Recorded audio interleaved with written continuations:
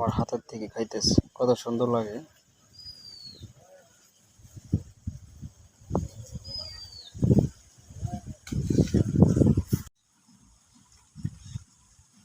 ওরা এক জোড়া খরগোশ ছিল।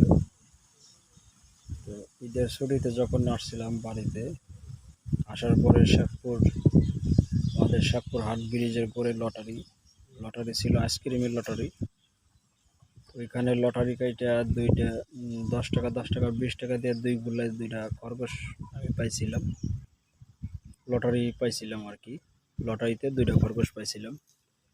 বাড়িতে রাইখে আমি ঢাকা গেছি। এক সপ্তাহের মাঝে একটা মারা গেছে।